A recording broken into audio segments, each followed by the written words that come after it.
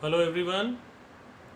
Okay, today we start second content, effect of exercise on cardiorespiratory system.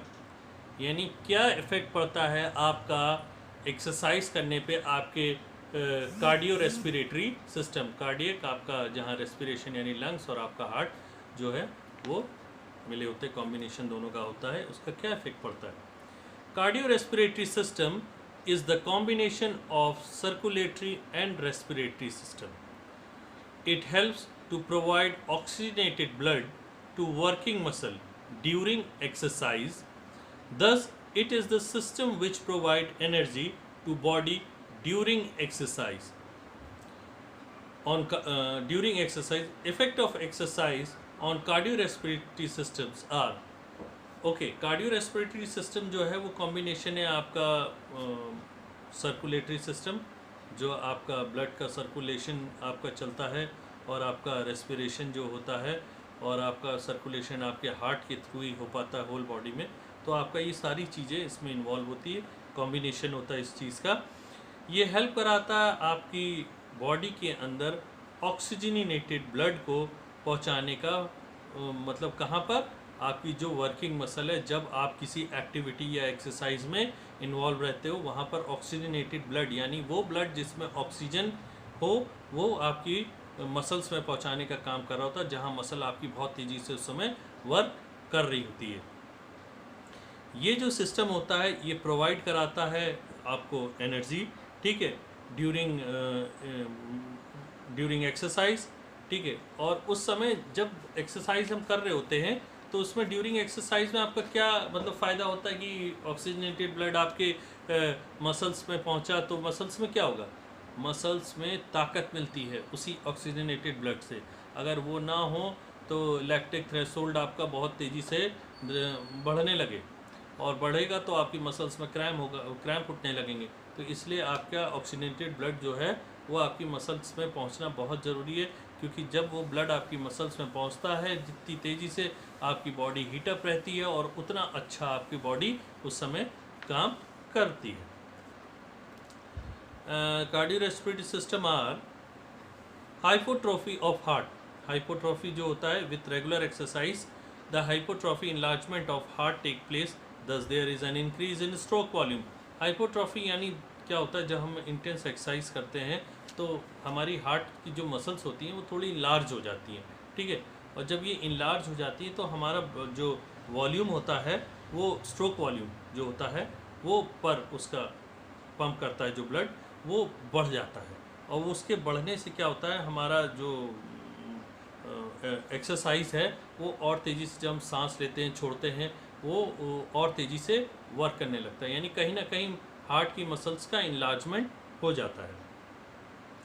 Increase cardiac output. Cardiac output is amount of blood pumped out in 1 minute. आपका cardiac output भी बढ़ जाता है, ठीक है। जहाँ जो ब्लड पम्प्ड होता है 1 मिनट में, वो जो होता है उसका आउटपुट जो है वो बढ़ता है। हम नॉर्मल बैठे हैं इस समय हमारा कार्डियक आउटपुट कुछ और होगा, लेकिन अगर हम साइकिल चलाएंगे हमारा कार्डियक आउटपुट कुछ और होगा। हम बहुत तेज़ी से स्प्रिंट करेंगे हमारा कार्डियक आउटपुट कुछ और होगा। नेक्स्ट है return of normal pulse quickly. The pulse और heart rate returns to normal quickly after exercise, ठीक है। पल exercise thus body feels relaxed after some time.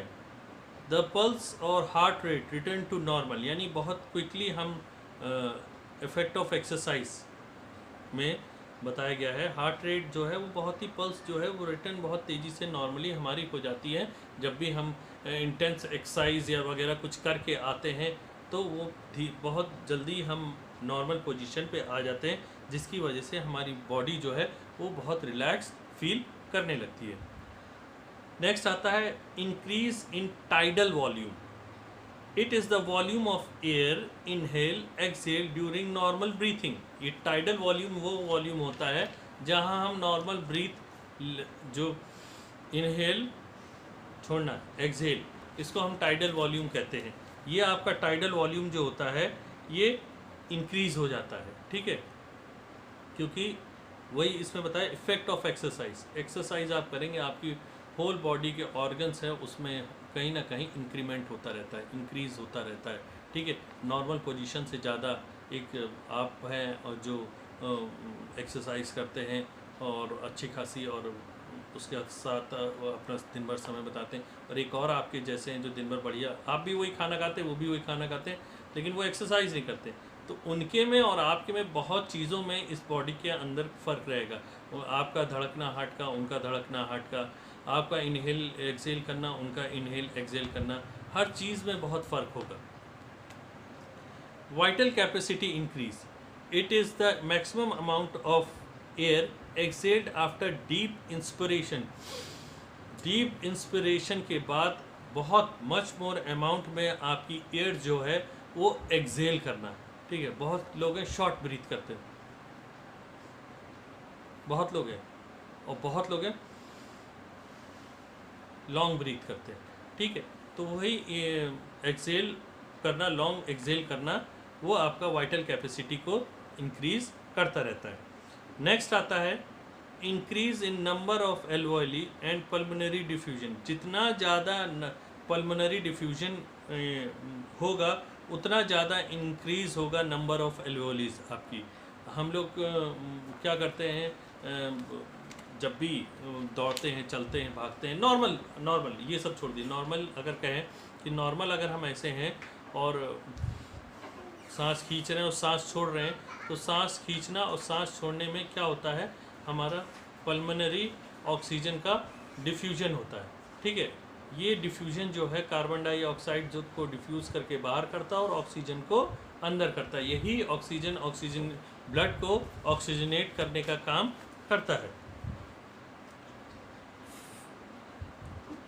Increase in haemoglobin, जितना अच्छा वर्कआउट, जितनी अच्छी एक्सरसाइज, उतना अच्छा खाना, जितना अच्छा खाना उतना अच्छा हीमोग्लोबिन बढ़ना। कहने का मतलब अगर यहाँ खाना पीना छोड़ दें तो हम सिर्फ बात करें एक्सरसाइज की और अपनी डाइट की, सही डाइट ले रहे हैं और अच्छी एक्सरसाइज कर रहे हैं, तो हमारा हीमोग्लोबिन भी बहुत अच्छा लेवल पे रहेगा, इंक्रीज करेगा। बहुत ज़्यादा हीमोग्लोबिन भी होना अच्छा नहीं है और बहुत कम होना भी अच्छा नहीं है। नेक्स्ट आता है maximal oxygen Uptake ability increase, यानी जब हम एक्सरसाइज करते हैं तो हमारे में ये एक एबिलिटी बन जाती है कि हम ज़्यादा से ज़्यादा ऑक्सीजन इंटेक करते हैं, और जितना ज़्यादा ऑक्सीजन हम इंटेक करेंगे उतना हमारे ऑर्गन्स जो हैं वो हेल्दी रहेंगे। जितना अच्छा ऑक्सीजन इंटेक करेंगे उतना अच्छा ऑक्सीजन हम जो है अपनी बॉडी के अंदर पहुंचाएंगे। हमारा ब्रेन का वर्क बहुत अच्छा रहेगा, हमारे इंटरनल और ऑर्गन्स हैं, आपकी किडनी है, आपका लिवर है, आपका हार्ट है, आपके लंग्स हैं, ये सब बहुत अच्छे वर्क करेंगे। आपकी मसल्स हैं।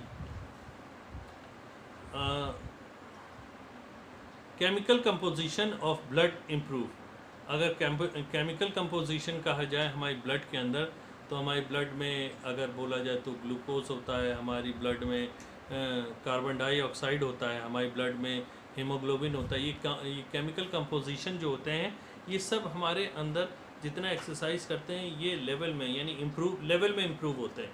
ये नहीं बहुत इंक्रीज हो जाए हद से ज़्यादा, तो वो भी नहीं होना अच्छा है, ये लेवल में इनका इम्प्रूवमेंट होता रहता है। Reduction in cardiac problem, cardiac problem जितनी भी, यानी हार्ट से रिलेटेड जो प्रॉब्लम होती है आजकल लोगों को मेनली, ये कार्डियक प्रॉब्लम जो है ये धीरे धीरे इसमें रिडक्शन होता है। अगर आप एक्सरसाइज करते हैं अच्छी, तो आपकी कार्डियक प्रॉब्लम से आपको जो भी प्रॉब्लम्स होती हैं उससे हमें जो है वो धीरे धीरे रिड्यूस होती है। अगर आप शुरू से ये चीज़ कर रहे हैं, अच्छी एक्सरसाइज वगैरह कर रहे हैं, तो कार्डियक प्रॉब्लम से छोटी सी भी चीज़ आपके इस कार्डियक से रिलेटेड नहीं हो पाएगी। फास्टर हीलिंग, फास्टर हीलिंग, किसी भी इंजरी, कोई भी इंजरी हो, कुछ भी हो, सब बहुत जल्दी हील अप होगी। फास्टर हीलिंग का मतलब यही होता है, नॉर्मल पर्सन की अपेक्षा, जो नॉर्मल पर्सन कोई एक्सरसाइज नहीं करता है, कुछ नहीं करता, किसी भी तरीके की एक्टिविटी नहीं करता है, तो उसका हील अप होना किसी इंजरी का और एक प्लेयर की इंजरी का हील अप होना जो है वो बहुत जल्दी होता है।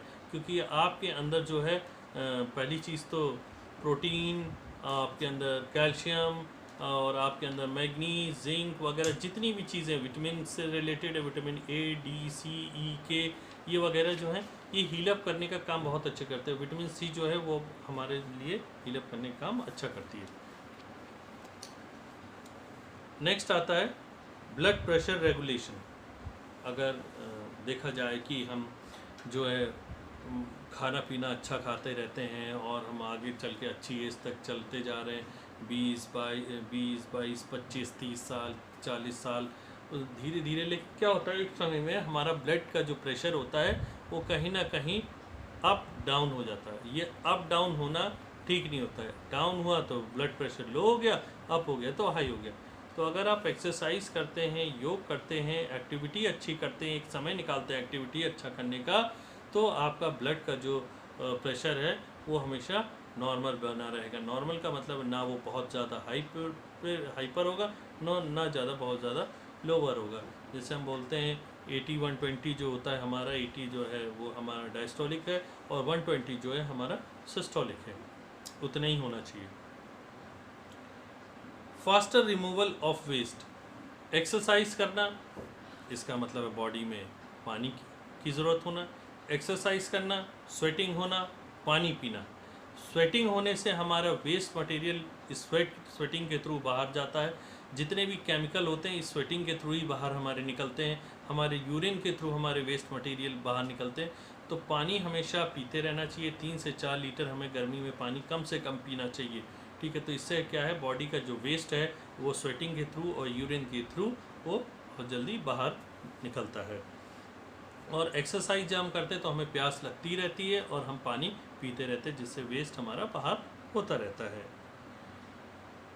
Hydro balance in body. Hydro balance यानी पानी का जो बैलेंस है वो बॉडी में हमेशा बना रहना चाहिए। और एक्सरसाइज करने वाले इंसान का जो पानी का जो बैलेंस है वो बना रहता है, क्योंकि वो हर थोड़ी देर बाद पानी पीता ही रहता है। उसकी आदत हो जाती है, क्योंकि जब वो एक्सरसाइज करता है तो थोड़ा थोड़ा अमाउंट में पानी पीता रहता है, क्योंकि जो स्वेटिंग होती है कहीं डिहाइड्रेट ना हो जाए बॉडी, तो थोड़े थोड़े पानी पीते पीते उसकी आदत हो जाती है पानी पीने की, जिससे उसकी बॉडी में हाइड्रो बैलेंस जो होता है वो सही बना रहता है। उसके बाद आता है new capillaries are form. Body में हमारी नई कैपिलरीज, हमारी खून की धमनियाँ वगैरह जो होती हैं, ये नई कैपिलरीज हमारी जो डैमेज होती हैं नई फॉर्म्ड होती रहती हैं। ठीक है, क्यों? क्योंकि हमारी बॉडी के अंदर हमारी बॉडी फिट रहती है, एक्सरसाइज करते हैं हम, और एक्सरसाइज करने पे हमारी बॉडी में बहुत से चेंजेस अंदर होते रहते हैं। वो हार्मोनल चेंजेस भी होते रहते हैं, और हमारी जैसे बताया गया है न्यू कैपिलरीज जो है वो फॉर्म्ड होती रहती है। अगर डैमेज हो जाते हैं टिश्यू तो बहुत जल्दी रीबिल्ड होते जाते हैं, रिप्लेस होते जाते हैं, वर्न आउट टिश्यूज़ जितने भी हैं। नेक्स्ट है respiratory muscle become strong. Respiratory muscles आपकी कौन सी हैं? आपकी अगर देखा जाए तो लंग्स जो है, जो एयर सैक्स हैं, ये जो फुलाने का काम करती है, रेस्पिरेटरी हमारी मसल होती हैं, ये जो होती हैं और भी ज़्यादा स्ट्रॉन्ग बनती हैं, क्योंकि हम नॉर्मल ऐसे बैठे हैं और सांस ले रहे हैं, लंग्स एयर सैक फूल रहे हैं, ठीक है, फिर वो दब रहे हैं, फिर फूल रहे हैं। तो जब वो एयर सैक में कॉन्ट्रैक्शन होता है तो वो नॉर्मल है। लेकिन आप सोचिए जब आप दौड़ रहे होंगे, भाग रहे होंगे, एक्सरसाइज करते हैं आप डेली 1-1.5 घंटा निकाल के, उस समय क्या होता होगा लंग्स का हाल? उस समय और भी ज़्यादा वो होते होंगे। तो इससे क्या है, वो हमारे लंग्स की जो मसल्स हैं वो और भी ज़्यादा मजबूत बन जाती हैं, जिससे हमें आगे सांस अस्थमा से रिलेटेड प्रॉब्लम जल्दी नहीं होने पाती हैं। हमें सांस लेने में कभी तकलीफ़ की कोई भी ऐसी डिजीज़ नहीं हो पाती है। Improve metabolic system. आपका मेटाबॉलिज्म जो है वो आपको क्या होता है, अक्सर जो है एपेटाइट हमारी, ये भूख प्यास जो होती है, ये धीरे धीरे गर्मी जैसे इन समर टाइम उसमें हमें बहुत कम हो जाती है। लेकिन जब हम एक्सरसाइज करते रहते हैं और अपनी इस बॉडी में जो फल फ्रूट खाना वगैरह या अच्छी डाइट जो बैलेंस फॉर्म में लेते रहते हैं, ये हमारे शरीर में बहुत सही से वर्क करती हैं, सारा न्यूट्रिशन सही समय पर पहुंचाती, सही जगह पहुंचाती हैं। तो कहने का मतलब है इस एक्सरसाइज सिर्फ करने से आपकी बॉडी के अंदर जो है आपका मेटाबॉलिक सिस्टम जो है, मेटाबॉलिज्म वो बहुत अच्छा बना रहता है। आप बहुत ज़्यादा मोटे नहीं हो पाते हैं, बहुत ज़्यादा दुबले नहीं रहते, तो आपका एकदम नॉर्मल उसमें शरीर रहता है, यानी एकदम फिट शरीर आपका बना रहता है। Resistance power increase. नेक्स्ट है आपका रेजिस्टेंस पावर। आपके अंदर रेजिस्टेंस पावर क्या होती है? कई लोग को आप देखिए, जैसे मान लिया चिकन पॉक्स हो गया, ठीक, चिकन पॉक्स हो गया तो कुछ लोग को बहुत ज़्यादा फीवर हो जाता है, कुछ लोग को कम फीवर होता है, कुछ लोग को फीवर नहीं होता, हल्की सी उनको बस लगता है जैसे हरारत जैसी, या वो भी उससे भी कम लगता है। तो क्यों होता है? वो इसलिए होता है कि उनकी रेजिस्टेंस पावर जो है बॉडी की अलग है, वो ये इस चीज़ को रेजिस्ट कर ले रही है उनकी बॉडी, ये जो चिकन पॉक्स वगैरह है, तो उनको बुखार नहीं आने दे रही। बाकी लोग को, कुछ लोग को बुखार आ रहा है लेकिन उनको बुखार नहीं आ रहा क्योंकि उनके शरीर की रेजिस्टेंस पावर अलग है। तो सबके शरीर की रेजिस्टिविटी अलग होती है। बहुत से लोग हैं जिसके घर में वायरल हुआ, वो 8 लोग घर में रहते हैं लेकिन 7 बीमार हो गए लेकिन एक नहीं हुआ। क्यों? क्योंकि उसकी बॉडी उस चीज़ को टॉलरेट कर ले गई, आराम से, रेजिस्टेंस पावर उसकी अच्छी थी, तो उसको जो है ये चीज़ नहीं हो पाई। ओके, आज आपका ये फिनिश होता है effect of exercise on cardio respiratory system. कल आपका शुरू होगा effect of exercise on muscular system. Okay, आज मैं ये पिक सेंड कर दूंगा सब। आप अपने नोट्स बनाते रहिए और मेरे को जो है उसकी फ़ोटोज़ जो है वो भेजते रहिए। Okay, good day.